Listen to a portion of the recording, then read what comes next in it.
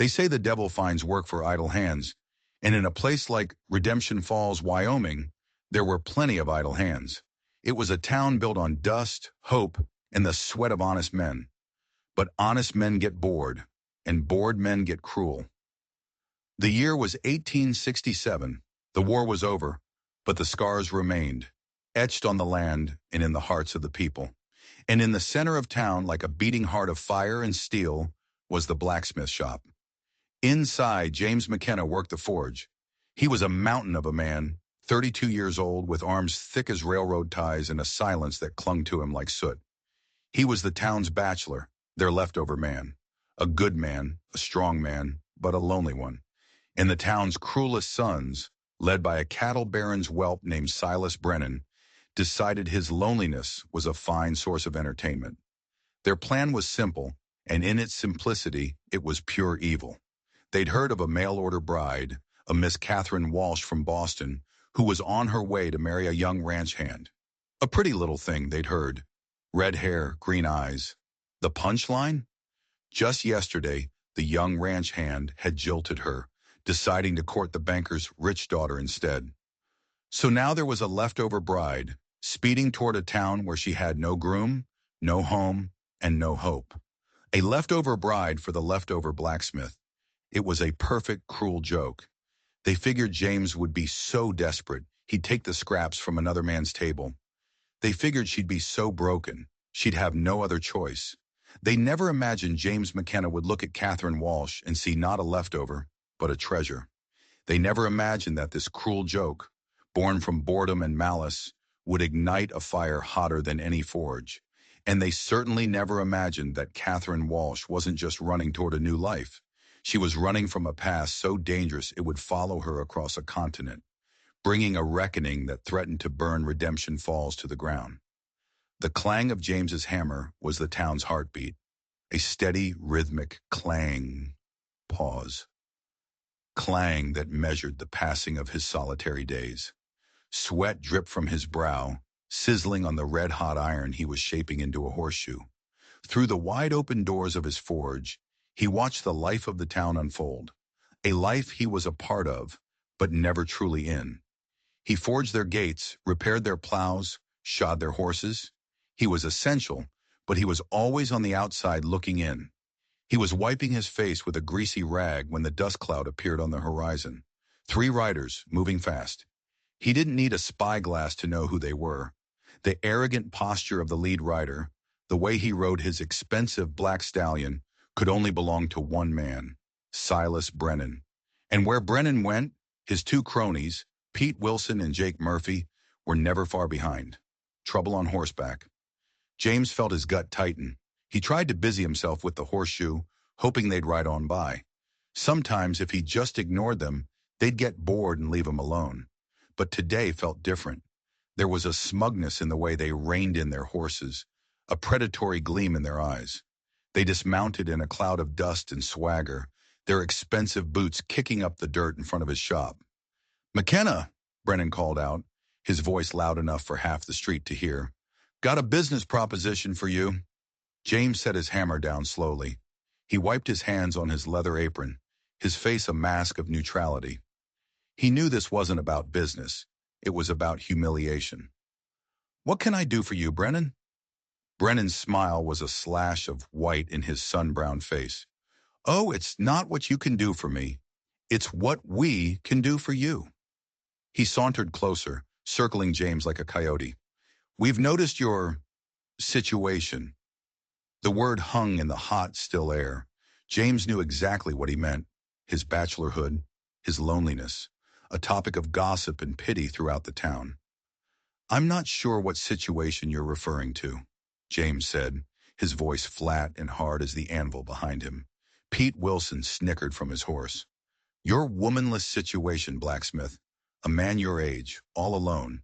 It ain't natural." "We think it's high time someone found you a wife," Brennan continued, savoring each word. "Someone to warm your bed, cook your meals, and as luck would have it, fate has provided a solution." James's hands clenched into fists at his sides. He could feel the eyes of the townspeople on him.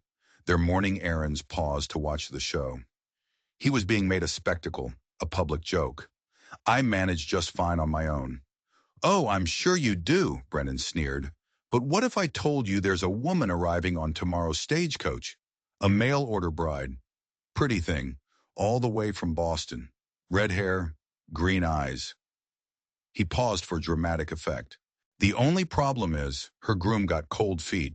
Left her high and dry. An abandoned bride with nowhere to go. Jake Murphy leaned forward in his saddle. She's a leftover, McKenna. Just like you. It's a perfect match. The word leftover struck James like a physical blow. It was one thing for them to think it of him. He was used to their scorn. But to apply it to a woman he'd never met, a woman in a desperate situation, ignited a protective fire in his chest.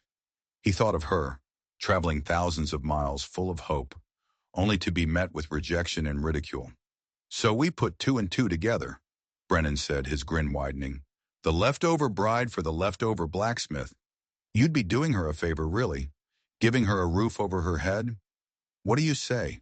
It might be the only chance you ever get. The humiliation was a physical thing, hot and suffocating. Every eye on the street was on him, waiting for his response. They expected him to be grateful. They expected him to snatch up this discarded woman like a starving dog snatching a scrap of meat. They saw him as that desperate, that pathetic. He looked at their smug, entitled faces, and a cold, hard resolve settled in his heart. He wouldn't play their game, but he also wouldn't let that woman face this town alone. I'll think about it, James said, his voice dangerously quiet. Brennan laughed, remounting his horse. Don't think too long, McKenna. Word's already spreading. Someone's going to claim the poor little thing. They galloped away, leaving James in a cloud of dust and shame. But underneath the shame, something else was taking root. Not desperation, not pity. It was a feeling he hadn't felt in a long, long time. It was purpose. He picked up his hammer, but the rhythm was different now.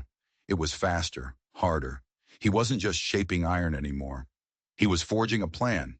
He would meet that stagecoach tomorrow, but not as the town's pathetic joke. He would meet it as a man.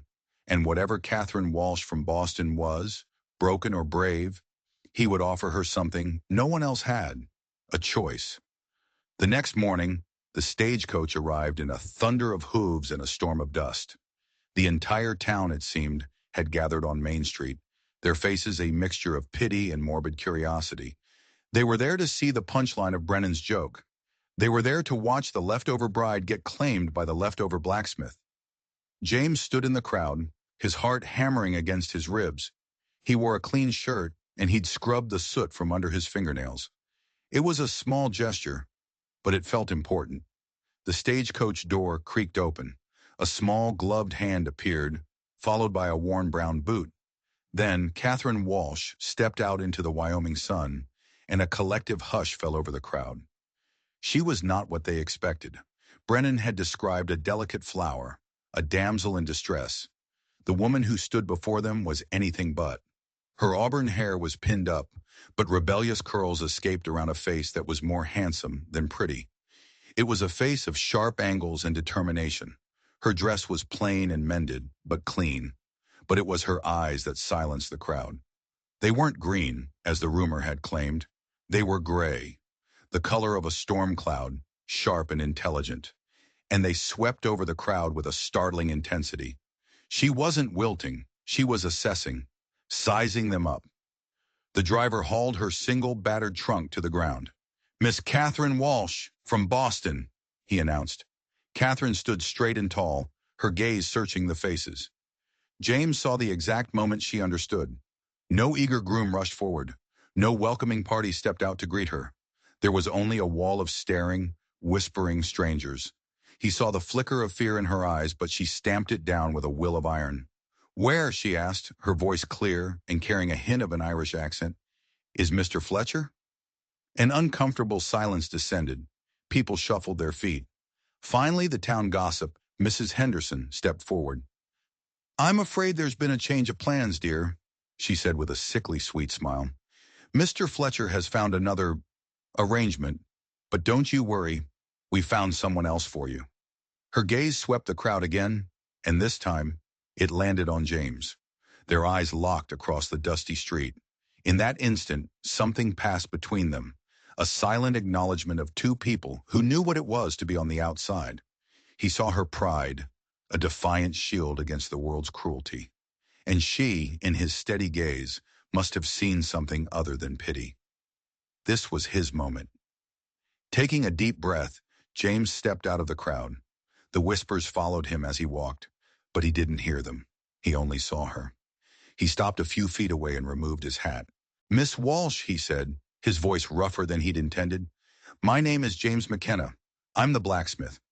She studied him, her stormy gray eyes taking in his calloused hands, his broad shoulders, the faint scent of coal smoke that clung to him. He knew he wasn't what she'd dreamed of. He was no handsome young rancher. He was a man made of hard work and solitude. "Mr. McKenna," she replied, her voice steady.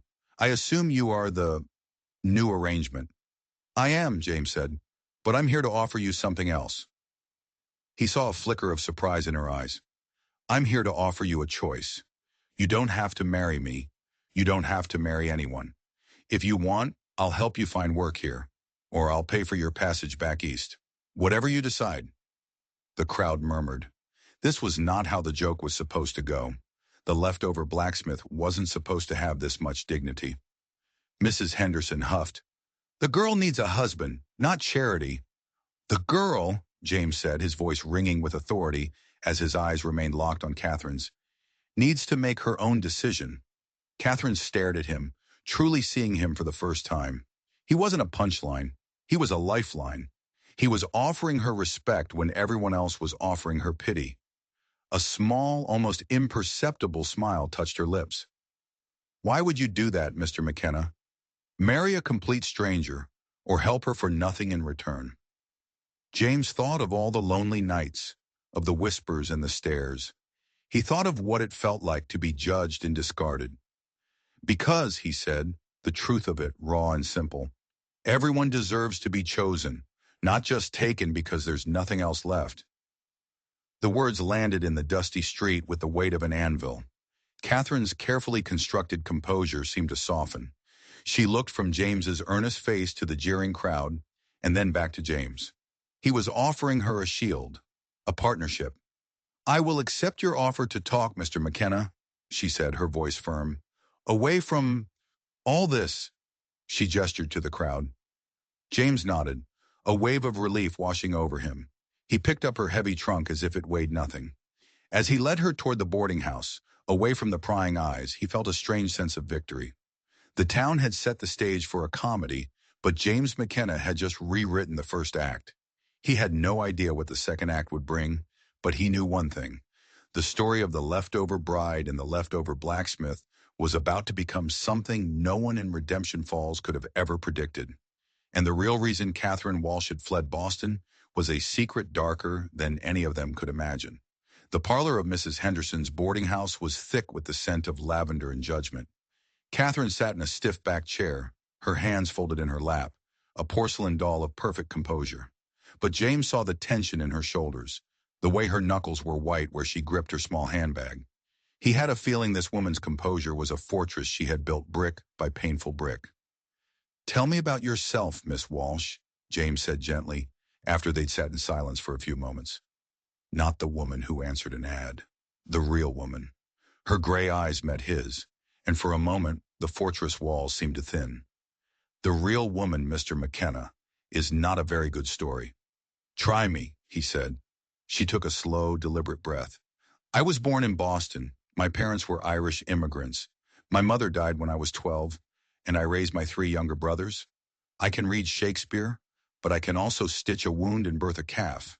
When my father died, my eldest brother Patrick inherited what little we had. He decided I was a burden he was no longer willing to carry." Her voice was flat, devoid of emotion, as if she were reciting facts about a stranger. "So he sent you away?" James asked, a slow anger beginning to burn in his gut. A humorless smile touched her lips.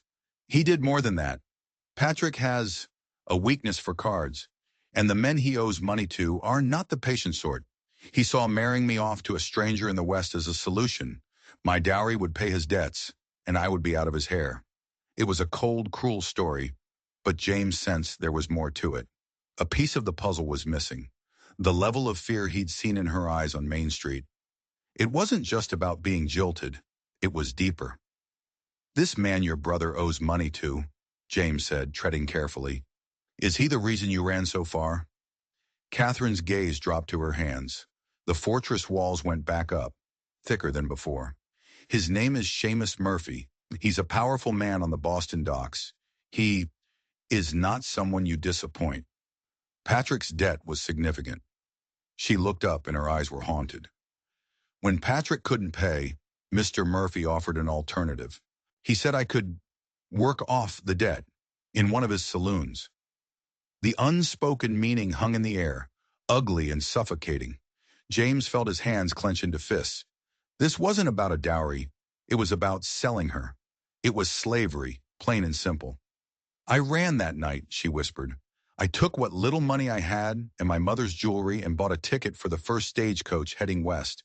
The mail-order marriage was just a destination, a way to disappear." Now it all made sense. Her wariness, her fierce pride, the storm in her eyes. She wasn't an abandoned bride. She was a fugitive. "And you're afraid he'll come looking for you," James stated. It wasn't a question. She nodded, a single jerky movement. "Men like Murphy don't forgive debts, and they don't like being defied. I can't bring that danger to you, Mr. McKenna. Your offer is kind, the kindest I've received in my life, but I cannot accept it. I cannot marry you." James leaned forward, his voice low and earnest. "Catherine, look at me." She reluctantly met his gaze. "You think marriage to me is a danger? What do you think happens if you say no? A single woman in a town like this with no money and no family. You'll be vulnerable. Easy prey for men less kind than me. Marrying me gives you a name. It gives you protection. It gives you a wall to stand behind." He paused, letting the words sink in. "And I have a feeling you and I both know a thing or two about building walls." For the first time, a genuine tear welled in her eye, glistening on her lashes. "You don't even know me." "I know enough," he said. "I know you're a fighter. I know you're brave. And I know you're alone. I am too. Maybe two lonely people can be less alone together." But as he spoke the words, a sudden, chilling thought struck him. Murphy wasn't just a loan shark, the kind of fear Catherine carried. It was the fear of something more than forced servitude. He was missing a piece. "Catherine," he said, his voice dropping even lower, "is there something else? Something you're not telling me about Seamus Murphy?" She flinched, a tiny, almost imperceptible reaction. But he saw it. Her gaze darted toward the window, as if she expected to see a monster lurking in the street. She was hiding something. Something terrible. "It doesn't matter," she said quickly, her voice a little too high. "The debt is enough reason." "It does matter," James insisted. "If I'm going to be your shield, I need to know what kind of sword I'm facing." She shook her head, her lips pressed into a thin, white line. She was terrified, not just of Murphy, but of the truth itself. It was a truth so dark she was afraid to even speak it aloud, for fear it would become real right here in this dusty parlor. And James realized with a sinking heart that the danger following Catherine Walsh was far worse than a simple debt. He was offering her a shield against a sword, when what was really coming for her was a cannonball. Before Catherine could answer, the parlor door swung open and Silas Brennan strode in, flanked by his two shadows. He'd clearly been drinking at the saloon, and his face was flushed with whiskey and arrogance. "Well, well," Brennan drawled, his eyes raking over Catherine. "Looks like the two lovebirds are getting acquainted. I came to offer my congratulations, and to collect on our arrangement." James stood up slowly, placing himself between Brennan and Catherine. "We have no arrangement." "Oh, I think we do," Brennan said with a smirk. "I provided the bride. A fine piece of work, I might add. Prettier than advertised." He winked at Catherine, who stared back at him with cold fury. "And in return, I expect a little gratitude. Let's say free blacksmithing for my father's ranch for a year. Seems fair." The audacity of the man was breathtaking. He had orchestrated this entire humiliating affair as a cruel joke, and now he expected to be paid for it. "Get out, Brennan," James said, his voice a low growl. Brennan laughed. "Feisty. I like that. But you're in no position to make demands, McKenna. This town runs on my father's money. I can make life very difficult for you, for both of you. He looked past James to Catherine. A word of advice, sweetheart. You hitched your wagon to the wrong horse. This blacksmith is a nobody. That was the last straw. The public humiliation, the threats, the utter disrespect for Catherine. Something inside James, something he had kept chained down for years, finally broke loose. He didn't say another word. He simply moved. He was faster than a man his size had any right to be. He grabbed the front of Brennan's expensive shirt, lifted him clean off the floor, and carried him to the open doorway. You and your friends will leave this place, James said, his voice deadly calm. You will not speak to Miss Walsh again. You will not come near my forge again. If I see you, if I hear of you bothering her in any way, I will take my favorite hammer, and I will personally reshoe your skull. He dropped Brennan in a heap on the boarding house porch. Pete and Jake, their faces pale, scrambled to help their leader up. Brennan, sputtering with rage and humiliation, pointed a shaking finger at James. You'll regret this, McKenna. You're finished in this town. James just stared at him with cold, flat eyes until Brennan and his cronies backed away and fled down the street. He turned back into the parlor. Catherine was on her feet, her eyes wide with a mixture of shock and something else. Awe, perhaps. No one has ever stood up for me like that, she said softly. Get used to it, James replied, his heart still pounding. Now, about my proposal. A marriage of convenience. A partnership. It will give you my name. My protection. We can have the marriage annulled in a year if you wish to move on. But for now, it will keep the wolves like Brennan away.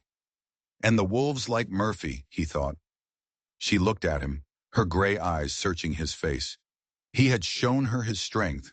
He had shown her his honor. He had offered her a choice. And then he had defended her right to make it. In this harsh, unforgiving land, he was a rock, a fortress she could shelter behind. There's something you should know about me, Mr. McKenna, she said, her voice barely a whisper, before I give you my answer. I'm listening. I wasn't always a blacksmith, he said, his gaze distant. Before this, I was a soldier. I fought at Gettysburg. I saw things, men doing terrible things to one another. When the war ended, I came out here to forget, to build things instead of breaking them. I know the look of a person who's seen the devil up close.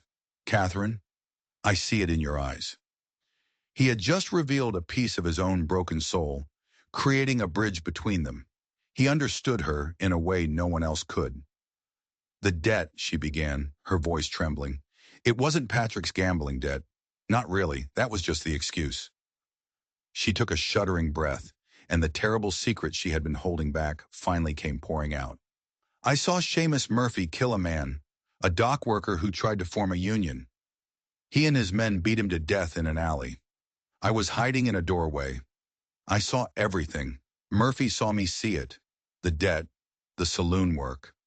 That was just his way of getting his hands on me, to silence me, permanently. The cannonball had landed.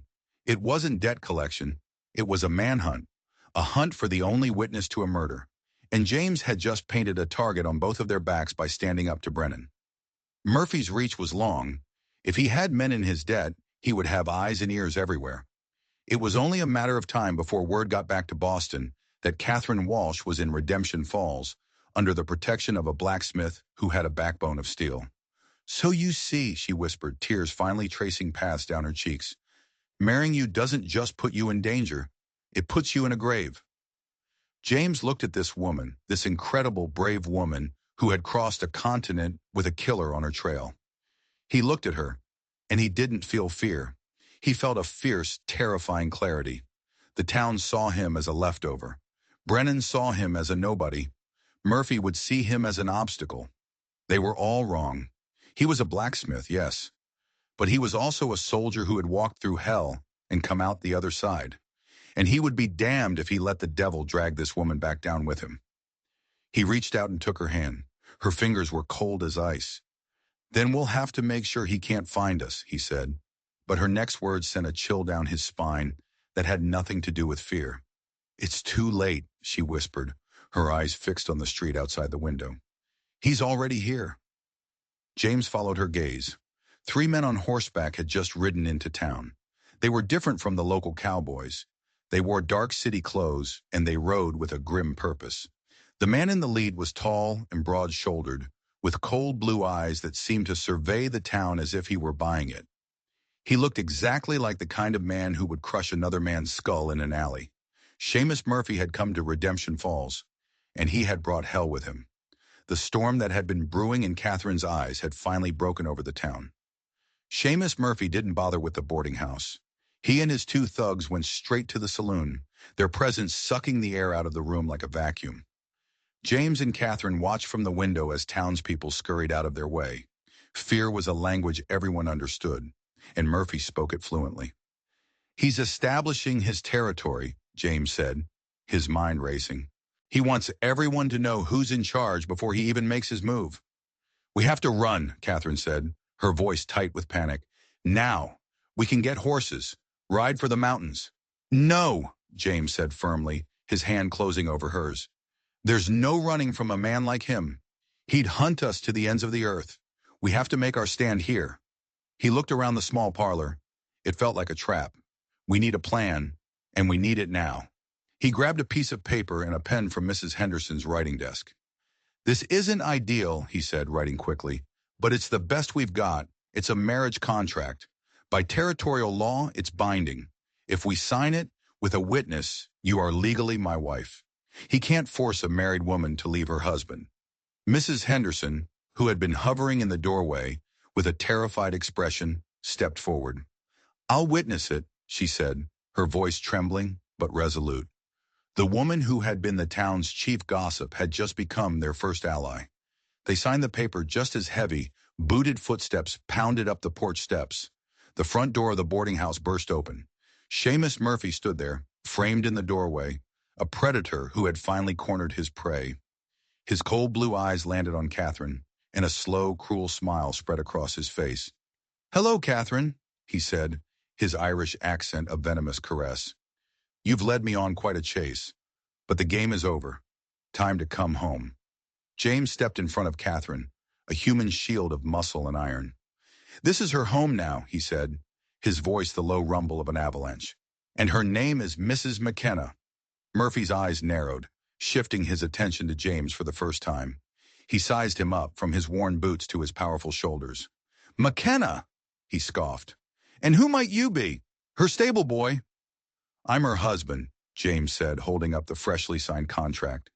"As of 2 minutes ago, you have no claim on her." Murphy actually laughed, a harsh, grating sound. "You think this little piece of paper stops me? You think a blacksmith and a backwater marriage license mean anything to me? That's adorable." He took a step into the room, his 2 thugs flanking him. "Your brother's debt is one thing, but you, my dear girl, you have something that belongs to me, a memory, and I've come to collect." His meaning was clear. He was admitting to the murder right here, confident that no one in this room had the power to stop him. "She doesn't owe you anything," James repeated, standing his ground. "Oh, but that's where you're wrong," Murphy said, his smile turning venomous. "You see, by marrying her, you've taken on her obligations. The debt, the witness testimony, all of it. It's your problem now, blacksmith, so I'll give you a choice. You can give her to me, and I'll walk away. I might even forget your name. Or you can refuse, and my friends and I will tear this town apart, starting with you, then your new bride, then this old woman." He gestured dismissively at Mrs. Henderson. "And we'll burn this house down on our way out." The threat was absolute. He wasn't bluffing. James looked at Catherine's terrified face, at Mrs. Henderson's trembling hands. He was trapped. A direct confrontation was suicide. They were outnumbered and outgunned. But surrender was not an option. He needed to buy time. He needed a miracle. "You're a businessman, Murphy," James said, forcing a calm he did not feel. "Let's be practical. A dead witness is no good to you if you hang for killing her, and killing us will bring the law down on you." Murphy chuckled. "The law? Boyo. In Boston, I am the law, and out here in this wasteland, there's no law but the one I make." It was a checkmate. There was no way out. Catherine seemed to realize it too. A look of utter despair crossed her face. She opened her mouth as if to sacrifice herself to save them. But before she could speak, the sound of a lone horse galloping into town cut through the tension. The rider pulled up sharply in front of the boarding house. It was a young boy from the telegraph office, his face flushed. "Message for a Mr. James McKenna," he yelled. Murphy frowned, distracted by the interruption. James seized the opportunity. "That'll be for me," he said, walking to the door. He took the telegram from the boy, his mind racing. Who would be sending him a telegram? He hadn't contacted anyone. He ripped it open. His eyes scanned the words and his blood ran cold. But a desperate, insane plan began to form in his mind. He turned back to Murphy, his face a perfect poker mask. He held up the telegram. "It seems you're wrong, Murphy," James said, his voice ringing with a newfound confidence. "The law is closer than you think. This telegram is from an old friend of mine, a friend you might know. His name is Alan Pinkerton." The name dropped into the room like a bomb. The Pinkerton Detective Agency, famous, feared, hired by railroads and the government to hunt down the most dangerous criminals in the country. Murphy's smirk faltered for the first time. "You're bluffing." "Am I?" James said, crushing the telegram in his fist. "I served with one of his best agents during the war. I sent him a wire yesterday, told him I might have a situation out here involving a certain Boston criminal. According to this message, a team of his agents is already on a train, heading for this territory. They're not looking for your witness, Murphy. They're looking for you." It was a complete, outrageous lie. The telegram was actually from his estranged sister in Ohio, telling him their mother was ill. But Murphy didn't know that. James was betting everything on the power of a name, on the flicker of doubt he saw in the killer's eyes. For the first time since he walked into town, Seamus Murphy looked uncertain. He had built his empire on fear and intimidation, but the Pinkertons were a different kind of predator, one that even he might not be able to fight. The standoff was absolute. The air crackled with tension. Murphy's thugs looked at their boss, waiting for a command. Catherine stared at James, her eyes wide with disbelief and dawning hope. But the bluff was a delicate thing. It could shatter at any moment.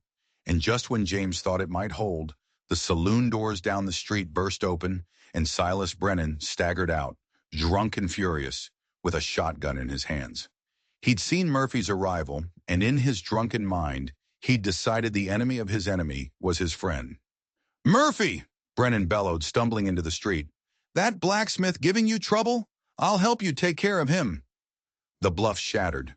Murphy's eyes lit up with renewed confidence. Brennan, the town fool, had just called James's bluff without even realizing it. Why would a man with Pinkerton agents on the way need help from a local drunk? Murphy's cruel smile returned. "Nice try, blacksmith," he snarled, raising his pistol. "But the game is over." The world slowed down. James saw the dark hole of the pistol's muzzle, the triumphant sneer on Murphy's face, the terrified gasp from Catherine. He shoved her behind him, his body instinctively moving to shield her, his mind screaming that he had failed. The bluff had been a good one, but it wasn't enough. Brennan, meanwhile, was fumbling with his shotgun, trying to aim it with whiskey-soaked hands. "I'll kill him for you," he shouted, a drunken, foolish ally who was about to get them all killed. But then, something happened that no one could have predicted. From the other end of the street, another gunshot cracked the air. It wasn't from Murphy's pistol or Brennan's shotgun. It was the sharp, authoritative report of a rifle. A puff of dust exploded from the dirt just inches from Brennan's feet. "Drop the weapons, son," a calm voice boomed down the street. "This is official business." Everyone froze. Standing by the sheriff's office was a tall, weathered man with a silver star pinned to his vest.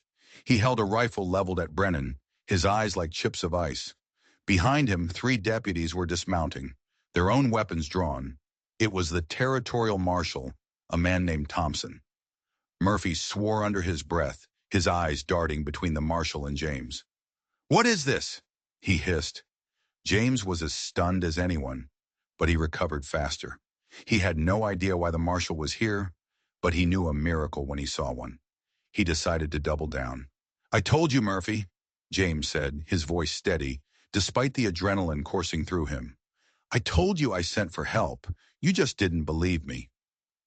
Marshal Thompson, ignoring Murphy for the moment, kept his rifle trained on Brennan. I got a wire about a disturbance in this town involving threats and intimidation. I'm guessing that's you. Brennan, sobered by the rifle pointed at his chest, dropped the shotgun as if it were on fire. The deputies quickly moved in and secured him. Then the marshal turned his cold gaze on the three men in the boarding house doorway. And I've got a warrant here from the Commonwealth of Massachusetts for a Mr. Seamus Murphy, for the murder of a dock worker named Sean O'Malley. The color drained from Murphy's face. It wasn't a bluff. The law had come for him. Catherine's secret testimony had somehow made it out. But how? Marshal Thompson walked slowly toward them, his rifle never wavering. Seems your witness wasn't as silenced as you thought. Her brother Patrick had a crisis of conscience before he died. Sent a letter to the Boston police, telling them everything he knew. Told them his sister was the only eyewitness and that you were likely hunting her. We've been tracking you across 3 territories. So it was Patrick. The brother who had sold her out had, in the end, tried to save her. A final act of redemption from a weak man. Murphy was trapped. The law in front of him, the blacksmith he'd underestimated blocking his prize. But men like him don't surrender. They lash out. With a roar of fury, he lunged, not at James, but at Catherine, grabbing her and pulling her in front of him, the pistol now pressed to her temple. Nobody moves, he screamed, his eyes wild with desperation, or the witness dies right here. His 2 thugs drew their own pistols, creating a tense standoff. The deputies froze, their guns trained but unable to shoot without hitting Catherine. Let her go, Murphy, the marshal said, his voice dangerously calm. There's no way out. There's always a way out, Murphy yelled, dragging Catherine back toward his horses. We're leaving. Anyone follows, and I'll put a bullet in her brain. James's heart felt like it was being squeezed in a vice. He had brought them to this point, only to have her taken from him. He watched helplessly as Murphy forced her onto a horse, his men covering their retreat. But as Murphy swung into his own saddle, keeping his gun on Catherine, James saw an opening, a fleeting, desperate chance. Murphy was focused on the marshal. His thugs were focused on the deputies. For a split second, no one was looking at the blacksmith, and no one had noticed what James had palmed from his pocket when he'd first stepped back from the door. It was a small, heavy piece of iron he'd been working on that morning, a perfectly balanced throwing weight he used for practice. He had been a soldier. He hadn't just learned how to build things. He had learned how to fight, how to survive, how to kill. With a flick of his wrist, born from 1,000 hours at the forge and 100 battles on the field, he threw the weight. It spun through the air, a dark, silent blur, and struck Murphy's gun hand with a sickening crunch of bone. The pistol flew from his numb fingers. Catherine reacted instantly. She slammed her elbow back into Murphy's ribs and threw herself from the horse, rolling in the dust as she hit the ground. The world exploded in gunfire. The deputies opened fire on Murphy's men. The marshal's rifle barked. James was already moving, sprinting toward Catherine, his only thought to get to her, to shield her. He heard a bullet whistle past his ear. He saw one of Murphy's thugs go down. He reached Catherine and pulled her behind the water trough, shielding her with his body as bullets splintered the wood around them. The gunfight was short and brutal.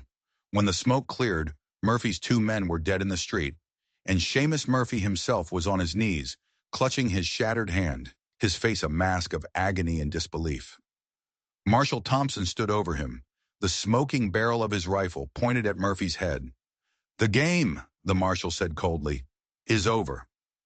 As the deputies hauled Murphy away in chains, James knelt beside Catherine in the dirt. He gently brushed the dust from her cheek. Are you all right? He whispered.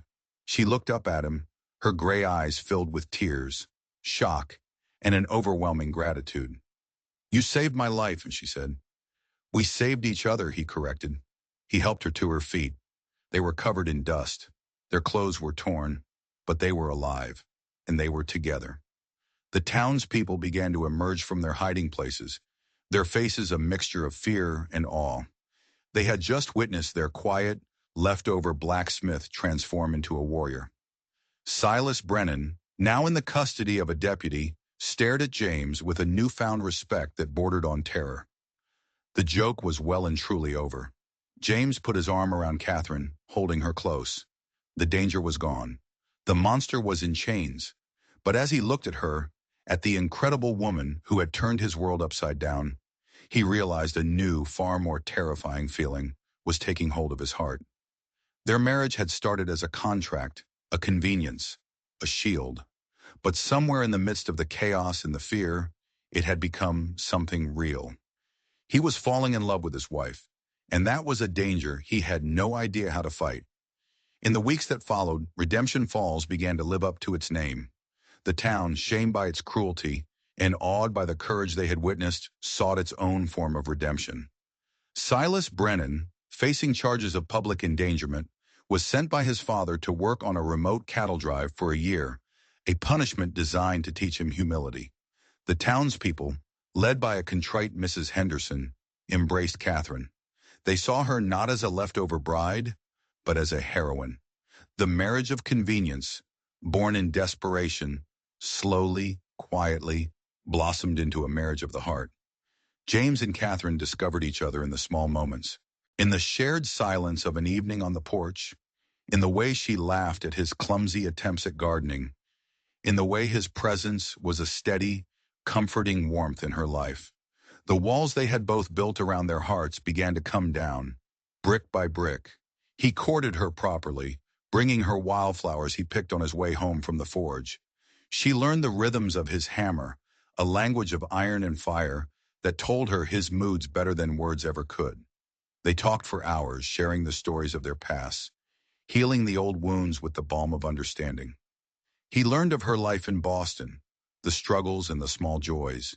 She learned of his time in the war, of the ghosts he still battled in the quiet of the night.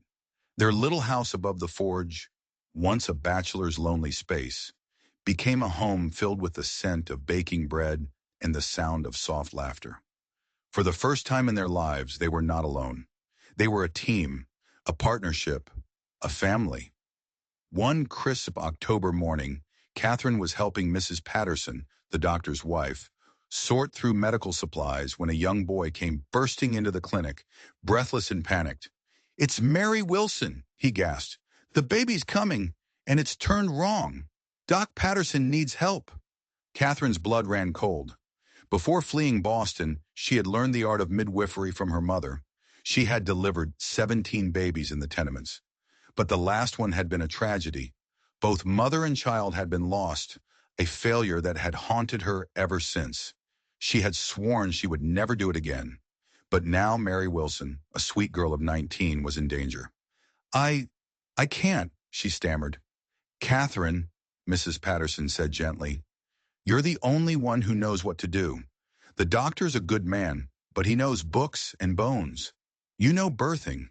Mary needs you." Looking at the terrified boy, thinking of poor Mary, Catherine knew she couldn't refuse. Pushing down her fear, she grabbed a bag and ran for the Wilson homestead. The scene inside was one of controlled chaos. Mary was weak, her husband was terrified, and Doc Patterson was out of his depth. Catherine took charge. The instincts her mother had taught her came rushing back. She was no longer Catherine the fugitive or Catherine the blacksmith's wife. She was a healer. With calm authority and gentle hands, she worked for hours. She soothed Mary, directed the doctor, and with a skill that felt both foreign and familiar, she carefully, painstakingly, turned the baby in the womb. At dawn, the cry of a healthy newborn girl filled the small cabin. Mary and her baby were safe. Robert Wilson wept with gratitude, and Doc Patterson looked at Catherine with a new level of respect. "You have a gift, my dear," he said, "a true gift." Walking home in the cool morning air, Catherine felt a profound shift within herself. She had come west to hide, to disappear. But here in this small, dusty town, she was being found. Her past, the skills she had learned in a life she tried to escape, had just saved 2 lives. She wasn't just James McKenna's wife. She was Catherine McKenna, the woman who could bring life into the world. She arrived home, exhausted but filled with a quiet joy, to find James pacing anxiously. He took one look at her face and swept her into his arms. "They're all right?" he asked.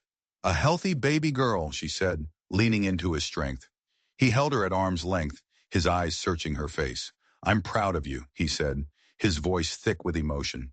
And in that moment, looking at her husband, her partner, her friend, Catherine knew another secret, a wonderful, terrifying secret that had been growing inside her for weeks. She took his large, calloused hand and placed it on her still flat stomach. James, she whispered, her heart pounding. The Wilsons aren't the only ones having a baby. The look on his face, of pure shock, then dawning comprehension, then a joy so profound it seemed to light him from within, was a look she would treasure for the rest of her life. He let out a whoop of laughter and lifted her off her feet, spinning her around in the kitchen. Their marriage of convenience had just created a life. Their future, once a question mark, was now a beautiful, undeniable truth. But as they celebrated, a shadow fell across their doorway. A man stood there, thin and wiry, with a scar that snaked down his cheek. It was Donovan, one of Murphy's thugs from that terrible day, the one who had disappeared in the chaos. He had not fled. He had stayed. He had been watching, waiting. The boss sends his regards, Donovan said, his voice a low hiss. He's in a federal prison thanks to you. But his reach is long. He doesn't forget, and he doesn't forgive. He wanted me to give you a message. He took a step closer, his eyes cold and empty. Debts must be paid, one way or another. The joy in the room vanished, replaced by an icy dread. Murphy was in jail, but his evil was a poison that had seeped into the ground, and now it was sprouting anew. Their happiness, their baby, their future, it was all still in danger. The fight wasn't over. It had just entered a new, more terrifying chapter. The threat lingered like a bad winter cold. Donovan was a ghost in the town, always on the periphery. Catherine would see him lounging outside the general store or catch his reflection in a shop window. He never approached, never spoke. He just watched. It was a war of nerves, a constant, silent reminder that Murphy's influence stretched beyond prison walls. James wanted to confront him, to run him out of town, but Marshal Thompson had warned against it. He's not breaking any laws by just standing there, the marshal had said. He wants you to make a move. He wants you to look like the aggressor, be smart, be patient. But patience was a hard thing to have when the safety of your pregnant wife was at stake. James and Catherine lived in a state of constant vigilance. He never left her side if he could help it, and the townspeople, loyal to their new heroes, kept a watchful eye as well. Redemption Falls had become a fortress, its people a willing guard for the blacksmith and his wife. Catherine, despite the fear, refused to hide. She began working alongside Doc Patterson, her skills as a midwife and healer becoming indispensable. She had found her calling, and she wouldn't let Murphy's ghost frighten her away from it. She was bringing life into the world, a defiant act of creation against Donovan's dark presence of destruction. Weeks turned into a month, then 2. The tension was becoming a normal part of their lives.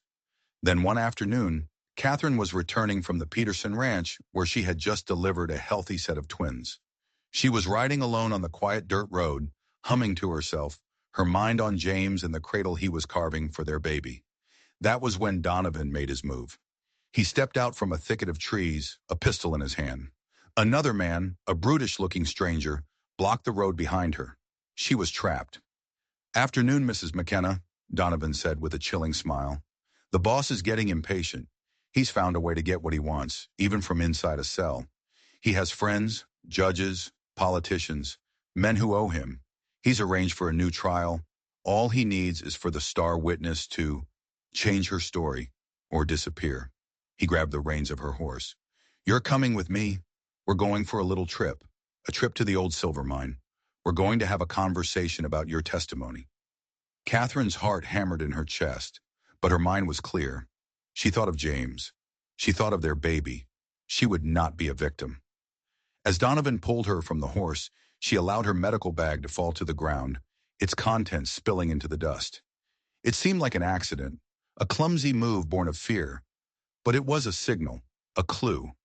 They forced her to walk, pushing her ahead of them toward the dark, gaping mouth of the abandoned mine in the hills. As she was shoved into the oppressive darkness, her foot snagged on a loose rock. She stumbled, catching herself against the rough wall. In that split second, she palmed a small, sharp piece of flint, hiding it in her fist. It wasn't much, but it was a weapon. Inside the mine, the air was cold and damp. Donovan lit a lantern, its flickering light casting monstrous shadows on the walls. "Now," he said, his voice echoing in the confined space. "Let's talk. You're going to write a letter to the judge. You're going to tell him you lied, that you never saw Murphy kill anyone, that you were coerced by that blacksmith husband of yours." "And if I refuse?" Catherine asked, her voice steady despite the terror coiling in her gut. Donovan's smile was ugly. "Then you'll die in this hole, and so will your baby, and no one will ever find your bodies." He gestured to his partner. "Kelly here will make sure of it." Meanwhile, back in town, James was beginning to worry. Catherine was late. It wasn't like her. A sense of dread washed over him. He saddled his horse and rode out on the road she would have taken. He found her horse grazing by the side of the road, and then he saw it, her medical bag spilled in the dirt. James's blood ran cold. He dismounted, his eyes scanning the scene. He was a blacksmith, but he had also been a soldier, a scout. He knew how to read signs, and he saw what a normal person would miss. The way the herbs were scattered, it wasn't random. It was a pattern, an arrow, an old trail marker signal she must have read about in one of her books, pointing toward the hills, pointing toward the old silver mine. He didn't go to the marshal. There wasn't time.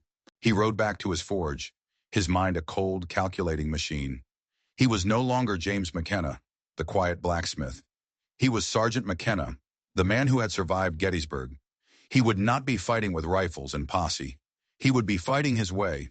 He stoked the forge until it roared like a dragon. He took a heavy iron bar and began to work. The clang of his hammer was no longer rhythmic. It was frantic, furious. He wasn't making a horseshoe. He wasn't making a gate. He was forging weapons. He was preparing for war. Back in the mine, Catherine was stalling for time, arguing with Donovan, praying for a miracle. "Murphy will never get away with this," she said. "He already has," Donovan sneered. "Now write the letter." He shoved a piece of paper and a pencil at her. She took it, her mind racing. As she bent over a flat rock, pretending to write, she palmed the sharp piece of flint she had hidden. Her hand moved, the pencil scratching against the paper. But her other hand, hidden in the folds of her skirt, was working on the ropes that bound her wrists. The flint was sharp, sawing slowly, painstakingly, at the fibers. Just a little more time. That's all she needed. And then she heard it, a sound from the mouth of the mine, a low, rhythmic scraping. Scrape, scrape, scrape. Donovan and Kelly heard it too. "What was that?" Kelly grunted, raising his rifle. They moved toward the entrance, their lantern casting a long beam of light into the darkness. The scraping stopped. There was only silence. "Probably just an animal," Donovan said, though he sounded unnerved. They turned back to Catherine, and in that moment, the entire entrance to the mine collapsed. A massive avalanche of rock and dirt thundered down, sealing the entrance completely, plunging them into absolute, suffocating blackness. Catherine screamed. Donovan and Kelly yelled in shock and terror. Their lantern had been knocked over in the chaos, and its light was extinguished. They were trapped, buried alive.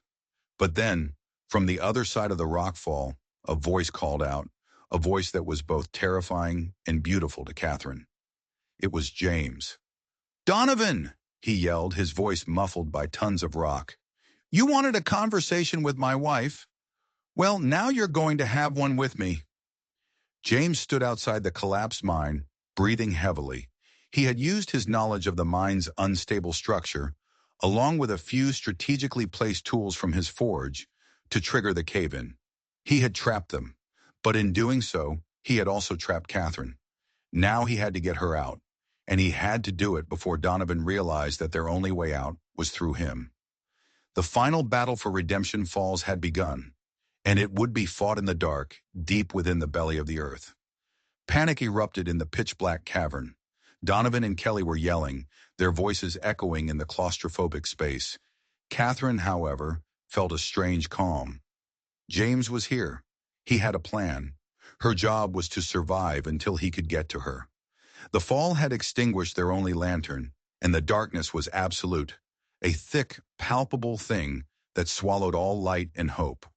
"The blacksmith did this!" Donovan screamed, his voice a mixture of rage and terror. "He buried us!" "We gotta dig our way out," Kelly grunted, and Catherine could hear him scrambling at the massive rockfall, his efforts useless against tons of solid rock. "Donovan!" James's voice called again from the other side, clearer this time, as if he'd found a small opening to speak through. "There's another way out of this mine, an old ventilation shaft at the back of the main chamber. It's narrow, but a man can fit. I'm going to clear it from my end. It's your only way out." A lie. Catherine knew the mine's layout from Old Town maps. The main ventilation shaft had collapsed years ago. There was no other way out. What was James playing at? "Why would you help us?" Donovan yelled back, suspicious. "Because my wife is in there with you." James's voice was cold as iron in winter. "Send her out first, unharmed, and I'll let you both crawl out after her. You have my word." A flicker of hope ignited in the darkness. It was a prisoner exchange. But Catherine knew James better than that. A soldier's promise was one thing, but a husband's protective instinct was another. This was a trap. She could hear Donovan and Kelly whispering furiously. They were desperate. They had no choice but to trust him. "All right, blacksmith," Donovan shouted. "We have a deal, but no tricks." "The only trick," James's voice replied, "would be if you tried to harm her." Catherine felt herself being pulled to her feet. "You're our ticket out of here," Donovan hissed in her ear, his breath foul. "You'll go first. We'll be right behind you." They began to stumble through the darkness, following the tunnel walls toward the back of the mine, where James had said the fictional shaft was. Catherine's mind raced. James had created a choke point, a kill zone. He was luring them into a trap of his own making. Meanwhile, on the outside, James was not at the back of the mine. He was still at the main entrance. He had just collapsed. He hadn't trapped them to negotiate. He trapped them to separate them.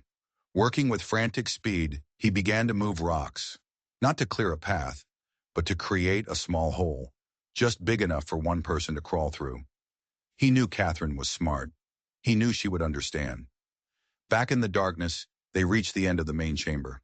"I don't see no shaft," Kelly growled. "Keep looking," Donovan snapped. As they fumbled around in the dark, Catherine knew this was her only chance. While they were distracted, she slipped away, melting back into the shadows of a side tunnel. She pressed herself against the cold stone, her heart pounding. She had the piece of flint in her hand. It wasn't much, but in this total darkness, any advantage was an advantage. "Where'd she go?"